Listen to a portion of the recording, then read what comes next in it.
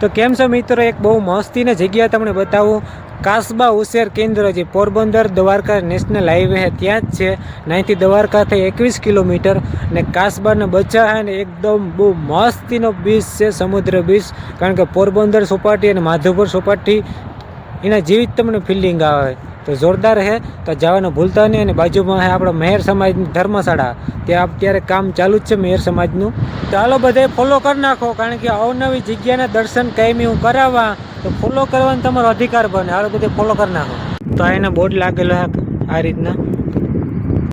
તો બીચ પર સમુદ્ર કિનારે પસવાડે જવું હોય તો એનો રસ્તો સાઈડમાં થઈને જાય. અને આ કાસબા કેન્દ્ર ઉછેર કેન્દ્ર છે. અને આ બધીનો સમય લખેલો છે, સવારે 8 વાગે 7 વાગ્યાની રીતના બધું વિરામને. તો આમાં કાસબા મોટા તો નથી પણ નાના નાના હે. આ બધી બસલું હે જા રહ્યો બધા, 1 2 3 4 5 બસલા હે નાના નાના. મોટા નથી, નાના જ છે બધા. ટૂંકમાં એમ કે મોટા કરે ઉછેરે. કુંડા તો કેટલા બધા હે પણ કાસબા નથી આમાં. બહુ મસ્ત એક બીચ છે એકલા. સામે તમે બેસી પણ શકો. આ રીતના બહુ મસ્ત કાડાવન છે. ને સામે હે નેશનલ હાઈવે પોરબંદર દ્વારકા સોમનાથ. તો આ રીતનું બધું કાસબા ઉછેર કેન્દ્ર છે.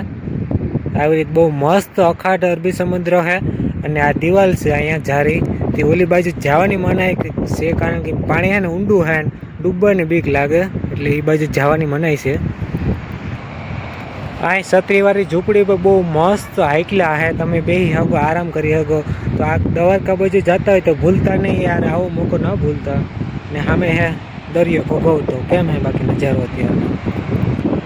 તો આવી રીતે જારી હે, જારી ઓલી બાજુ જવાની, કારણ કે ફરીને જવું પડે. તો આ હે બીચ, સમુદ્ર બીચ. ને એનો દરિયો એકદમ તોફાનમાં છે અત્યારે. ને ઓલી બાજુ પર કેટલી બધી પબ્લિક છે. તો કંઈક આ રીતનો બીચ છે, સમુદ્ર બીચ. છત્રી તો બહુ મસ્ત હાઈકલા છે. તો આ રીતના છત્રી છે, બહુ મસ્તીની છત્રી છે યાર.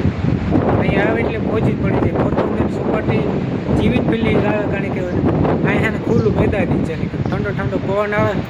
ઊંચો ટેકરામાં તે કાસબા ઉછેર કેન્દ્ર. તો આવી રીતે હાઈવે છે, ટ્રેન જાય ને વાહન જાય. નેશનલ હાઈવે છે પોરબંદર ખંભાળિયા. તો એની બાજુમાં એક્ઝેક્ટ આ રીતના જ લોકેશન છે.